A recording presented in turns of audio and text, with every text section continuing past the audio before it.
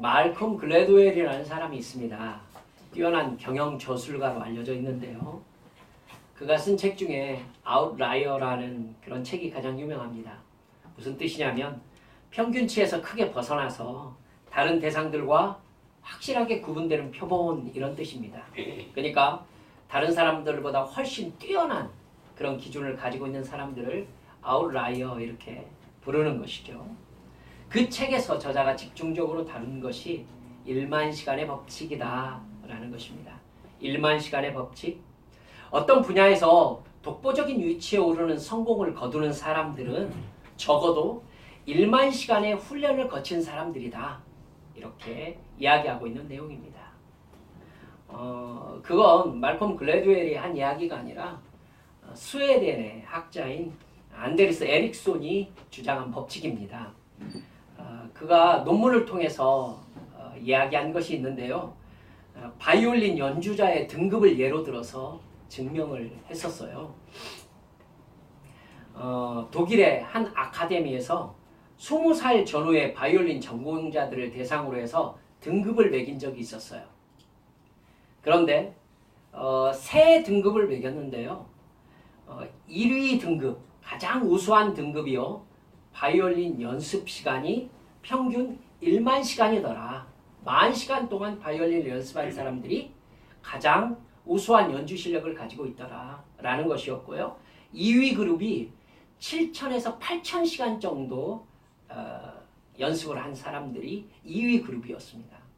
3위 그룹이 3,000에서 4,000시간 정도 그렇게 연습한 사람들이 3위 그룹을 이루고 있는 것을 조사했다고 합니다. 전문 역량의 습득에 의한 의도적 연습 역할 이렇게 지금 논문 제목이 되어 있더라고요. 이 바이올린 연주를 볼 것 같으면 타고난다, 음악성을 타고난다 하는 게 되게 많잖아요. 타고나는 거라고 생각했지만은 사실 조사해 보니까 타고난 게 아니더라. 타고난 게 아니더라라고 증명이 된 사례라고 할 수 있겠습니다. 노력이었던 거죠. 제가 무슨 얘기를 드리려고 하는 거냐면요. 사람들은 반복하는 것을 잘하게 되어 있다. 이렇게 말씀드리려고 하는 것입니다. 사람은 반복하는 걸 잘하게 되어 있습니다. 반복한다는 그걸 하고 싶어 한다는 얘기잖아요. 결국 그렇게 반복한 것이 결국은 자기 자신이 됩니다. 공부를 반복하는 사람은 공부를 잘할 수밖에 없어요. 이름난 운동선수는 그것을 끊임없이 반복한 사람입니다. 그래서 골프 선수 이렇게 얘기하죠. 축구 선수, 탁구 선수, 선수입니다. 자기가 계속해서 반복하는 거에 의해서 자기 자신이 누구인지가 결정되는 거죠. 끊임없이 거짓말하는 사람은 거짓말쟁이가 됩니다. 끊임없이 먹는 사람은 먹는 것과 관계된 자기 정체성을 가지게 되겠죠. 뚱보가 되지 않겠습니까? 끊임없이 자는 사람은요. 게으름뱅이가 되는 것입니다. 욕을 끊임없이 반복하는 사람은 욕쟁이가 되는 거고요. 영적으로도 마찬가지입니다. 기도를 끊임없이 반복하는 사람은 기도의 사람이 됩니다. 찬양을 끊임없이 반복하는 사람은 찬양의 사람이 되는 것이고요. 믿음을 반복하는 사람은 누가 되겠습니까? 믿음의 사람이 되는 것입니다. 여러분, 반복은 연습이고 연습은 훈련이고 훈련은 왜 합니까? 몸에 배게 하기 위해서입니다. 어떤 상황이 딱 닥치면은 훈련된 그 행동이 그냥 반사적으로 튀쳐나옵니다. 유도를 해보면은요. 유도하는 사람한테 누가 주먹을 쭉 뻗으면은 몸이 자동적으로 그 손을 잡고 돌게 돼 있습니다. 이건요. 그것이 이렇게 해야 된다라고 하는 것이 아니라 뭔가가 확 다가오면 그걸 잡고 피하면서 그걸 업어치게 하는 게 몸에 너무 습관이 돼 있어서 그래요. 몸에 익어버린 것이죠. 그래서 유도 선수인 겁니다. 무엇이 되었든지 내가 반복하는 것이 곧 내가 됩니다. 그게 나예요. 죄도 마찬가지입니다. 죄를 반복하면 죄를 더 잘 지게 됩니다. 거짓말도 반복하면 는다고 하죠. 예, 거짓말도 반복하면 거짓말을 더 잘하게 됩니다. 도둑질도 반복하면 잘하게 됩니다. 간음도 반복하면 더 잘하게 됩니다. 이성을 보면 유혹하려는 자동반사가 되는 사람을 꼬리를 친다 이렇게 얘기를 하더라고요. 그런 사람들이 바람둥이라고 불립니다. 그 사람은 성적 부도덕의 죄를 반복해서 죄를 지음으로 말미암아 그 죄가 자기 자신이 되는 겁니다. 내가 반복하는 것을 잘하게 되고 그 잘하는 것이 곧 내가 되는 것이 하나님이 세상을 운영하는 법칙이라는 사실을 여러분 아셔야 합니다. 그래서 제가 여러분께 반복해서 말씀드리는 게 뭐냐면요. 어떤 죄가 문제가 아니에요. 어떤 죄가 문제가 아니라 그 죄를 짓게 되는 그 사람의 영적인 상태가 문제예요. 보세요. 말을 계속 생각을 계속해서 반복하면 그걸 말하게 됩니다, 여러분. 그 사람의 머릿속에 가득한 것은 입으로 나오게 돼 있어요. 그러니까 어떤 사람이 어떤 말을 한다는 것은요. 생각으로 그걸 계속 반복해 왔다는 얘기입니다. 그럼 한 단계 더 나아가 봅시다. 그 사람이 입으로 계속 반복하는 것은 결국 그 사람이 뭐 합니까? 그걸 행동합니다. 그러니까 어떤 사람이 어떤 행동을 할 때에는 수없이 생각이 지속되었던 것이고 그걸 또 음으로 양으로 계속해서 말해왔던 것입니다. 그리고 그것이 자기에게 자연스럽게 익었을 때의 행동으로 나타납니다. 그렇기 때문에 그 사람이 반복하는 행동은 그 사람 자체인 겁니다. 그래서 저는 가끔가다 우리 청년들과 성도들께 이런 이야기를 듣습니다마는 내가 무엇을 하고 싶은지 잘 모르겠다. 내가 무엇이 되고 싶은지 잘 모르겠다. 심지어 좀 나아가서 내가 어떤 사람인지를 모르겠다. 이렇게 이야기를 하곤 합니다. 제가 뭐라고 답하겠습니까? 네가 가장 자주 반복하는 행동이 무엇인지를 생각해봐라. 네가 지난 일주일 동안 가장 많이 반복한 행동이 뭐야? 그게 네가 하고 싶어하는 것이고 네가 되고 싶어하는 사람이다. 맞지요? 그걸 반복할 때에 반복하는 그 사람이 되는 겁니다. 내가 뭐가 되고 싶냐고요? 내가 반복한 그것이 되고 싶은 겁니다. 그렇기 때문에 저는 청년들과 학생들에게서는 심각한 자기 갈등이 생겨나는 것을 보게 돼요. 아이가 일주일 동안 반복한 것이 게임인 거예요. 게임을 열심히 반복해요. 그리고 저에게 와서 제가 무엇이 되고 싶은지 모르겠어요 라고 얘기를 해요. 왜 그러겠어요? 사실은 게임을 열심히 해가지고 될 만한 사람이 없다는 것을 얘가 결론을 알고 있는 거예요. 지금 알고 있어요.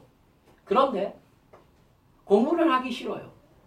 그러니까 걔한테 네가 뭐가 되고 싶니? 라고 물어보면 뭐가 되고 싶은지 모른다라고 대답하는 거예요. 사랑하는 여러분들, 이제 나 자신에게 솔직하게 물어보는 겁니다. 내가 가장 많이 반복하는 것이 무엇입니까?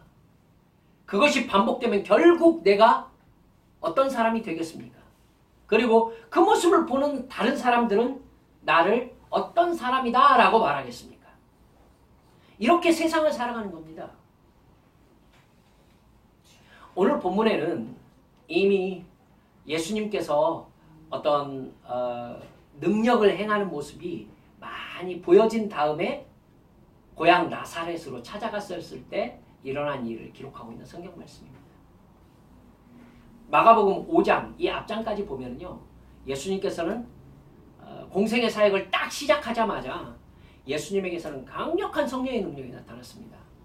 병을 고치기 시작했었고요. 귀신이 쫓겨나기 시작했습니다. 강한 능력을 나타냈기 때문에 예수님은 짧은 시간 내에 구름 같은 군중들이 예수님을 따라다녔습니다. 마가복음 5장 내용만, 이 앞장 내용만 해도요, 어떤 내용이 나와 있느냐면 갈릴리 저쪽 동쪽 거라사 지방이라고 하거든요. 그곳으로 가셨을 때에 유명하게 알려진 군대 귀신 들린 사람이 거기에 있었습니다. 무덤 사이에서 지나다니고 그랬었죠. 그 귀신을 쫓아내셨어요. 군대 귀신을. 귀신이 자기들 돼지에게 들어가게 해달라라고 얘기했을 때 예수님이 가라 했을 때에 돼지에게로 귀신이 들어가는 상황이 생겼죠. 그래서 돼지들이 모두 다 갈릴리 호수로 뛰어 들어가는 바람에 돼지 2,000마리가 죽었던 사건이 벌어진 상황이 바로 이 거라사 지방에서 일어난 일이었습니다. 오늘날 그 일이 벌어졌으면 어떻게 되었을까요? 틀림없이 9시 뉴스 나왔을 것입니다. 9시 뉴스 나왔을 거예요. 카메라 가고 난리 났었을 겁니다. 여러분, 그때는 그렇게 충격이 없었을까요? 아니에요. 그때 예수님이 하신 일도 아마 그 지방에 유명하게 알려졌을 것입니다. 뿐만 아니라 예수님께서 가버나움 정도에 가셨을 때에 당시에 가버나움 회당장이었던 야이로라는 사람이 예수님을 찾아왔었습니다. 예수님을 찾아와서 뭐라고 하느냐면 내 딸이 중환병에 걸렸습니다. 오셔서 손을 얹어서 건져주십시오. 구해주십시오. 낫게 해주십시오. 여러분, 이 얘기가 누가복음, 마태복음에 가면은요 뭐라고 하느냐면 이 야이로라는 사람이 예수님에게 이미 죽은 자기의 딸을 알고 있었던 것으로 나타나기도 합니다. 예수님에게 와서 뭐라고 하느냐면 내 딸이 방금 죽었습니다. 하지만 오셔서 손을 얹어서 살려주십시오. 이렇게 얘기를 합니다. 생각해보세요. 야이로는 예수님을 도대체 누구로 알았기에 죽은 자기의 딸을 살려내달라고 얘기를 할까요? 예수님은요 야이로의 집에 따라가셨습니다. 그때 야이로의 집에서 모든 사람들, 많이 우는 사람들이 있었습니다. 통곡하니까 예수님께서 뭐라고 하시죠? 울지 말라. 저가 죽은 것이 아니라 잔다. 그러자 사람들이 예수님을 비웃었다 이렇게 되어 있잖아요. 예수님께서요 아무도 자기와 같이 올라가는 거 허락지 않으시고 자기만 가셔서 그 아이에게 뭐라고 하느냐면은 그 유명한 손을 잡고 일으키시면서 뭐라고? 달리다굼 소녀야 내가 너에게 말하노니 일어나라. 그래서 죽은 야이로의 딸을 살리시는 모습을 보여줍니다. 그리고 예수님의 소문은 그 온 땅에 자자하게 퍼졌다라고 나옵니다. 여러분 기억하시잖아요. 그 야이로의 집으로 걸어갈 때에 예수님에게 접근한 여인이 하나 있었죠. 누구였어요? 12년 동안 하혈하는 증세, 성경에서는 혈루증이라고 얘기를 합니다. 혈우병과 연관이 되기 때문에 제가 굳이 이렇게 하혈 증세가 있는 분이라고 이렇게 말을 하는 겁니다. 여러분 혈루증을 앓고 있는 이 여인이 예수님에게 접근했습니다. 여러분 혈루 증세가 있는 사람은 율법에 사람을 접촉해서는 안 되었습니다. 부정한 여인으로 되어 있었으니까요. 그러니까 이 여인이 예수님에게 접근했다는 것은 일단 율법을 어긴 사람인 거죠. 그런데 이 여인에게는 간절한 소원이 있었습니다. 이 여인이 예수님의 옷자락만 만져도 내가 구원함을 받을 것이다. 내 병이 나을 것이다. 확실하게 믿는 마음으로 예수님의 옷자락을 붙잡았어요. 근데 성경에서 이 여인의 혈루 근원이 곧 마른 것, 치유된 것을 몸에 느꼈다라고 되어 있습니다. 예수님이 가시다가 걸음을 뚝 멈추세요. 그리고 누가 나를 만졌느냐? 라고 얘기를 합니다. 옆에서 베드로가 뭐라고 그래요? 주여, 많은 사람들이 서로 밀치면서 예수님을 따라오고 있습니다. 어떻게 예수님하고 누가 접촉했는지를 어떻게 알 수 있겠습니까? 이 말이죠. 근데 예수님이 아니다 하면서 찾잖아요.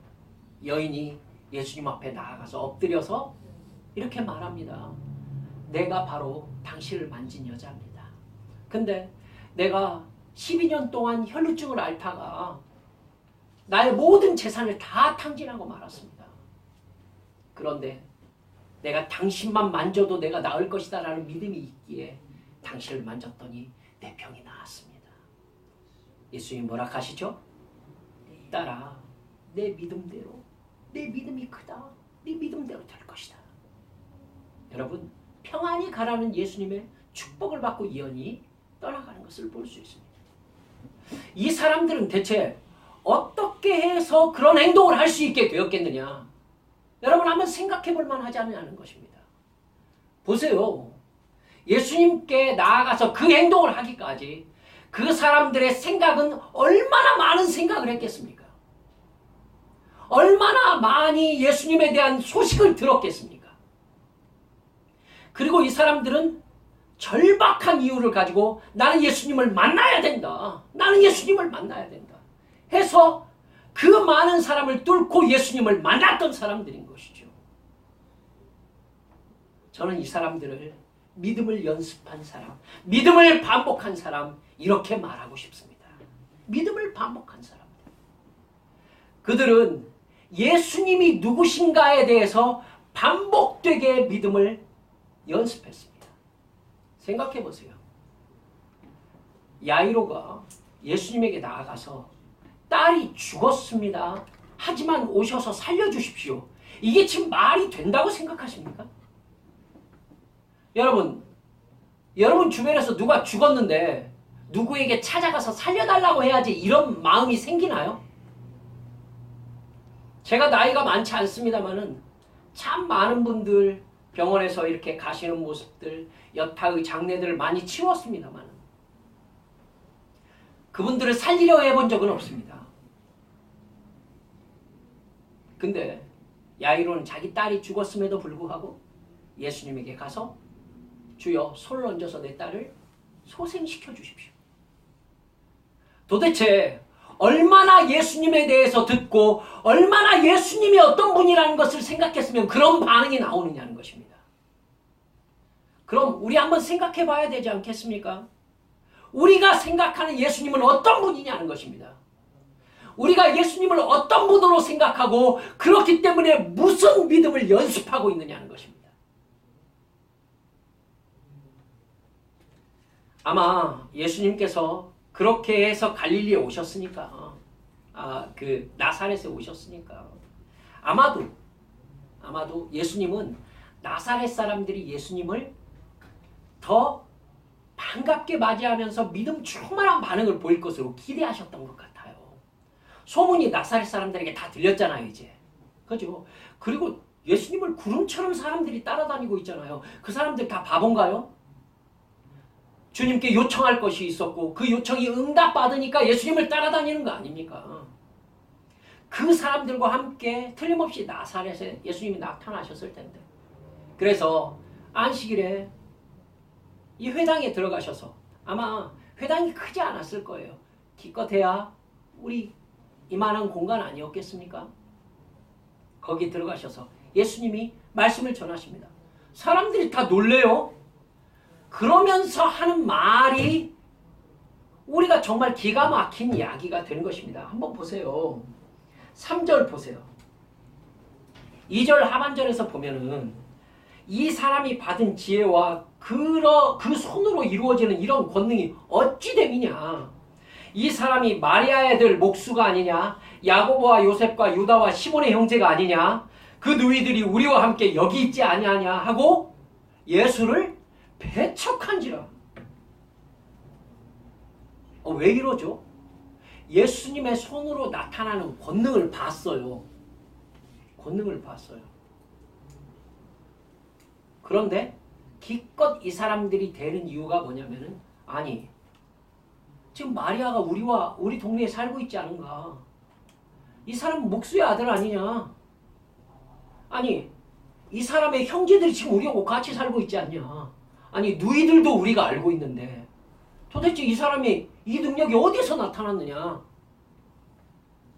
자, 이 사람을 따라가서 이 능력을 좀 알아봐야 되겠다. 이 사람이 정말 누구였는지 알아봐야 되겠다가 아니라 끝이 예수를 배척한지라. 이게 앞뒤가 맞습니까? 다른 지역 사람들은요. 예수님의 그 능력을 보고 예수님을 따라갔어요. 그리고 예수님께 요청드렸어요. 그리고 예수님을 뭐라고 불렀어요? 주여라고 불렀어요. 주여.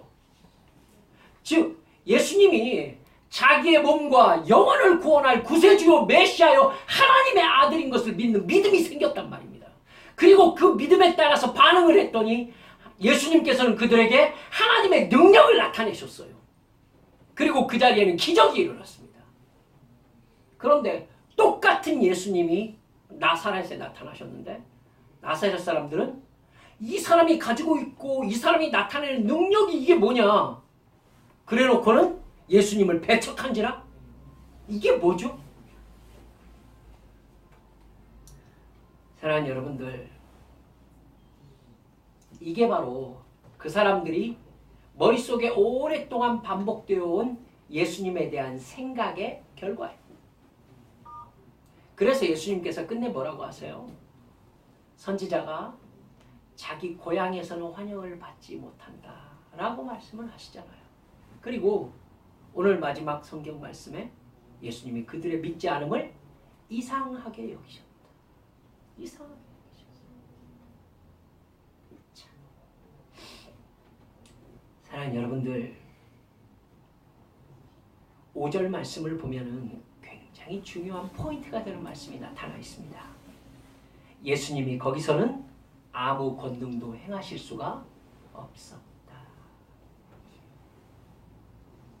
예수님이 아무 권능도 행하지 않은 것이 아니라 아무 권능도 행할 수가 없었어요.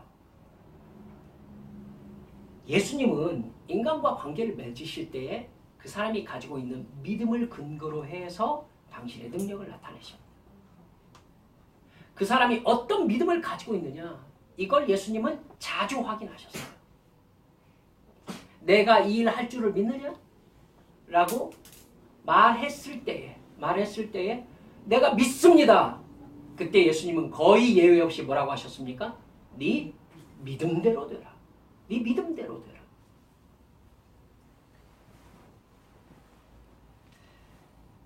내가 예수님을 누구로 믿느냐에 따라서 예수님이 나에게 어떤 분이실 수 있느냐가 결정됩니다. 아멘? 기억하셔야 돼요.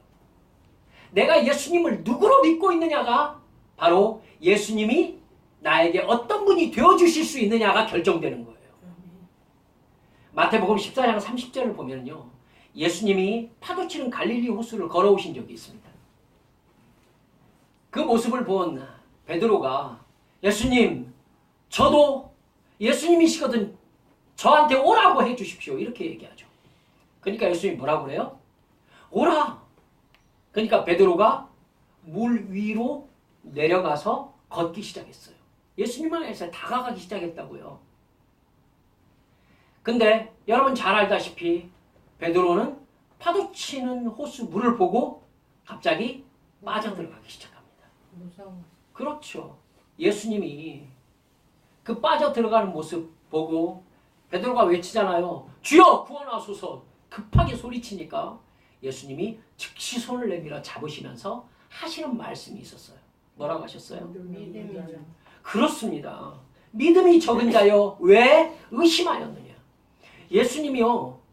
지금 나사렛 사람들이 믿지 않음을 이상하게 여기셨다고 하잖아요. 이 반응이 베드로에게도 나타났다는 것을 아셔야 돼요. 믿음이 적은 자여 왜 의심하였느냐. 예수님 뭘 기대하신 거예요? 베드로 정도면 오라 했을 때 의심 없이 물을 걸어서 예수님에게 올 줄로 기대하셨던 거예요. 예수님이 그렇게 기대하셨던 거예요. 베드로 너 정도면은 파도를 바라보지 않고 나만 바라보고 걸어서 올 수 있다라고 기대를 하신 거잖아요. 근데 파도를 바라보고 쏙 빠져가네. 그러니까 예수님이 급히 붙잡으시면서 믿음이 적은 자여 왜 의심하였느냐 이렇게 말하는 거예요. 나는 네 믿음이 이 정도는 걸어올 수 있을 줄 알았다. 이렇게 기대하신 거죠. 나사렛 사람들에게도 똑같은 거예요. 난 당신들이 이상합니다. 당신들 나를 너무나 잘 알고 있지 않습니까? 다른 곳에서 나에 대한 소문을 너무 잘 들었지 않습니까? 그 결과는 당신들이 다른 사람들보다 더 잘 믿는 것이 되어야 되지 않습니까? 그런데 왜 당신들은 의심하면서 나를 배척합니까? 여러분, 그렇게 믿음이 없는 사람들에게 예수님은 능력을 행하실 수가 없었어요. 없었다고요. 주님은 우리에게 늘 은혜 베푸시기를 원합니다. 하나님의 은혜가 나에게 직접적으로 관계가 될 때가 어느 때냐면 내가 어떤 믿음을 가지고 하나님이 주신 은혜에 응답하느냐, 바로 그것입니다. 예수님의 사랑과 능력은 늘 변함이 없어요. 내가 그 사랑과 능력을 얼마나 믿고 있느냐가 어떤 예수님이 되어주실 수 있는지를 결정하는 거예요. 내가 하나님을 누구로 생각하느냐, 즉 누구로 믿느냐를 하나님께 보여드릴 때에 하나님은 우리에게 네 믿음대로 되라, 이렇게 말씀하시는 것입니다. 누가복음 12장 13절을 보면은요, 어떤 사람은 예수님에게 선생님, 내 형에게 명하여 유산을 나와 나누게 해주십시오, 이렇게 부탁합니다. 그 사람에게 예수님은 어떤 분인 거예요? 형에게 얘기해가지고 유산 좀 나누게 잘 좀 따덕거려 달라 라고 부탁을 하는 정도의 사람인 거예요. 그런데 누가복음 10장 51절 말씀을 보면 바디메오는 예수님에게 뭐라고 하느냐면, 예수님이 내가 너에게 무엇 해주기를 원하느냐 라고 말씀하셨을 때 예수님에게 바디메오는 뭐라고 그래요? 주여, 내가 보기를 원하나이다, 이렇게 말씀드립니다. 바디메오에게 예수님은요, 자기의 눈을 뜨게 해줄 수 있는 능력을 가지신 분이었던 거예요. 그러니까 어떤 사람은 겨우 재산 좀 나누게 해주십시오, 이 말을 부탁할 수 있는 사람으로 예수님을 생각하는 사람이 있는가 하면, 어떤 사람은 맹인된 내 눈을 고쳐줄 수 있는 분으로 예수님을 믿는 사람도 있다는 말입니다. 예수님은요, 바디메오에게 뭐라고 하느냐면, 가라, 내 믿음이 너를 구원하였느니라. 여러분 잘 생각하세요. 예수님이 이렇게 말씀하셨다라고 하면 어떨까요? 내 은혜가 너를 구원하였느니라. 이 말 맞아요, 틀려요? 맞죠? 맞아요. 내 은혜가 너를 구원하였느니라. 내 능력이 너를 구원하였느니라. 맞죠? 근데 예수님은 굳이 내 은혜가 내 능력이라고 말씀하지 않으시고 네 믿음이 너를 구원하였다라고 말씀하십니다. 왜죠? 하나님의 은혜, 예수님의 능력은 내 믿음에 의해서 결정된다는 것입니다. 하나님의 능력은 언제나 변함이 없었어요. 그런데 그 은혜에 내가 어떤 믿음으로 응답하느냐, 이것이 예수님께서 나에게 어떤 분이 되어주시느냐가 결정되는 상황이라는 것입니다. 그것은요, 여러분, 내가 예수님에게 어떤 행동을 반복하고 있느냐로 분명히 알 수 있습니다. 내가 예수님을 어떤 분으로 생각하느냐는 내가 예수님께 대한 나의 반복된 행동으로 증명되는 거죠. 그렇습니다. 나와 예수님과의 관계에 있어서 서로 사랑한다면 나는 적어도 나에게 있어서 예수님이 누구신지에 대해서 전문가적인 입장에서 말할 수 있어야 됩니다. 저에 대해서 누가 가장 잘 알겠습니까? 제 아내가 가장 잘 알 것입니다. 제 아내는 저에 대해서 전문가예요.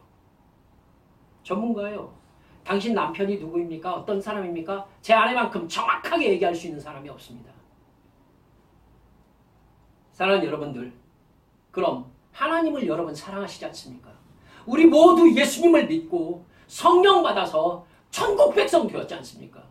그러면 우리가 전문가가 되어야 될 대상이 누구입니까? 바로 하나님 아니겠습니까? 하나님의 뜻에 대하여, 하나님의 은혜에 대하여, 하나님께서 하시는 일에 대하여 하나님을 사랑하고 그분을 위하여 내 목숨을 드리겠다는 우리보다 더 전문가가 어디에 있습니까? 그러면 우리는 이 문제를 심각하게 생각해야 되는 겁니다. 우리는 정말 그 어느 누구보다도 하나님에 대하여 전문가가 맞습니까? 사도행전 10장 1절부터 보면은 유대에 주둔한 백부장 고넬료라는 사람이 나옵니다. 이 사람은 성경에 소개되기를 온 집안과 더불어서 하나님을 경외하며 백성을 많이 구제하고 하나님께 항상 기도하는 사람이었다, 이렇게 나옵니다. 항상 기도하는 사람이었다. 여러분, 그 행동이 반복되는 것은 고넬료에게 하나님이 누구냐가 나타나는 행동 아니겠습니까? 고넬료가 무엇 때문에? 백성을 많이 구제하고 하나님을 경외하며 늘 깨어 하나님께 기도하는 사람이었겠습니까? 하나님이 그에게 그런 분이셨기 때문입니다. 고넬료는 하나님 앞에 믿음을 반복한 사람이었던 것이죠. 그러자 하나님은 그 믿음에 응답하셔서 천사를 보내십니다. 그리고 하나님이 뭐라고 하시는지 한번 들어보세요. 고넬료야, 네 기도와 구제가 하나님 앞에 상달되어 기억하신 바가 되었다. 아멘. 이겁니다. 그가 기도와 구제를 하나님 앞에 믿음의 행위로서 반복했더니 그것이 하나님께서 기억하신 바가 되었다는 것입니다. 그는 결국 하나님께 복을 받아서 이방인으로서는 최초로 성령 충만함을 받아 방언으로 하나님을 찬양하는 복을 받은 줄 믿으시기 바랍니다.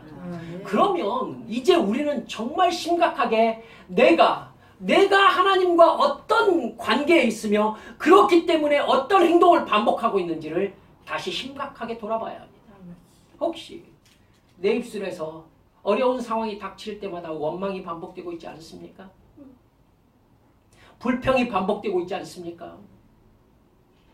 내가 좋을 때만 기도하고 내 마음 상했을 때에는 이것도 아닌가 봐라는 의심이 반복되고 있지 않습니까? 여러분, 그것은 내가 하나님께 내가 누구냐를 드러내고 있는 행동인 겁니다. 그렇죠? 유승현 집사님의 딸인 하영이가 엄마 10,000원만 했더니 엄마가 10,000원 어디다 쓰려고 그래? 그러니까 하영이가 이거 쓰려고 한다. 엄마가 생각하기에는 아니야. 그래서 안 돼? 라고 했더니 이제부터 엄마는 내 엄마가 아니야 하면서 가출했다고 합시다. 여러분, 이렇게 예수 믿고 있는 사람들이 얼마나 많냐는 거예요. 내 뜻대로 되지 않으면은 하나님과의 관계가 무너지는 거예요. 믿음이 여러분, 우리는 믿음을 반복하고 있습니까? 믿음 없음을 반복하고 있습니까? 나사렛 사람들은요, 다른 모든 고을 사람들이 예수님을 바라보면서 믿음을 반복하고 있을 때에 나사렛 사람들은 똑같은 것을 보고 똑같은 소문을 듣고 똑같은 예수님을 만났음에도 불구하고 그들이 믿음 없음을 반복한 티를 내고 말았어요. 예수님은 그들에게 능력을 행하실 수 없었고 그들을 이상히 여기시면서 나사렛을 떠날 수밖에 없었습니다. 생각해 봅시다. 예수님이 지금 오늘 여기 나타나셔서 우리들에게 이렇게 물으신다고 해봅시다. 내가 너에게 무엇 해주기를 원하느냐? 또는 네 믿음대로 되라. 이렇게 말씀하셨을 때 무슨 일이 벌어질까요? 내가 뭘 믿었는지가 드러날 텐데 네 믿음대로 되라고 하셨으니까 하나님이 나에게 누구인지를 내가 드러내야 될 텐데 무슨 일이 벌어지겠습니까? 내가 무엇을 믿었는지 증명될 것입니다. 내가 생각과 말과 행동으로 반복한 것이 무엇인지 밝혀질 것입니다. 마태복음 8장 2절에서 예수님 앞에 나온 나병 환자는 이렇게 말합니다. 주여, 원하시면 저를 깨끗하게 하실 수 있습니다. 이 사람 머릿속에서요, 계속해서 이분은 나를 깨끗하게 하실 수 있는 분이다 라는 믿음을 반복했던 것입니다. 그러자 예수님이 뭐라고 하죠? 내가 원하노니 깨끗함을 받으라. 아멘. 성경에서는 그 사람의 나병이 즉시 깨끗하여진지라 이렇게 얘기하고 있습니다. 나는 믿음의 생각과 믿음의 말과 믿음의 행동을 반복하고 있습니까? 아니면 나사렛 사람들처럼 알량한 내 지식과 상식과 경험을 바탕으로 믿음 없음을 반복하고 있습니까? 어떤 사람들이 이렇게 얘기합니다. 왜 예수를 그렇게 무식하게 믿어요? 지금이 어느 때인데. 그 사람은 예수님의 능력을 경험할 수 없을 것입니다. 그렇죠? 생각해 보세요. 나사렛 사람들이 서로 이야기한 말 중에 틀린 말이 있었습니까? 보세요. 나사렛 사람들이 한 말 중에 틀린 말이 있었냐고. 이 사람의 능력이 어디서 나타났느냐. 우리는 이 사람을 어렸을 때부터 알고 있지 않는가. 이 사람의 형제들을 우리는 알고 있지 않은가. 이 사람은 목수의 아들이 아니냐. 이 사람의 어머니 마리아와 우리가 함께 살고 있지 않느냐. 여러분 틀린 말이 있어요? 틀린 말이 하나도 없어요. 그런데 그들은 하나님의 능력, 예수님의 베푸신 은혜를 경험할 수 없었습니다. 알량하게 내가 아는 것 가지고 안다고 하지 마세요. 야이로가 예수님이 어떤 방식으로 자기 딸을 살릴지 알고 예수님 앞에 나아갔어요? 아니에요. 그저 자기 마음이 이끄는 대로 예수님 앞에 나아가서 뭐라고 했느냐면은 당신은 내 딸을 살릴 수 있습니다. 이렇게 말했던 거예요. 말씀을 맺고자 합니다. 예수님의 사랑과 존재와 능력은 그 자체가 신비입니다. 쉼없이 기도하면서 예수님이 나에게 누구신지 성령님께서 깨닫게 하시는 대로 내가 그 은혜를 받고 그대로 믿을 줄 알아야 합니다. 아멘. 내 입술로 고백하면서 성령님께서 인도하시는 대로 순종할 줄 알아야 됩니다. 그래야 예수님께서 하나님께서 나에게 누가 되어주시는지가 결정이 되는 것입니다. 주님께서 어느 날 나에게 사랑하는 딸아, 사랑하는 아들아, 너의 기도와 너의 믿음이 하나님께서 기억하신 바가 되었다. 이렇게 우리에게 오셔서 응답하실 날이 반드시 있을 줄 믿습니다. 여러분, 우리가 믿음의 행위와 믿음의 기도와 믿음의 예배와 믿음의 찬양을 반복할 때에, 하나님께서 깨닫게 해주시는 대로 내가 순종하기를 반복할 때에 하나님께서 네 믿음대로 되라는 말씀으로 우리에게 복 주실 줄을 믿습니다. 아멘. 이 시간 함께 하나님 앞에 기도합시다.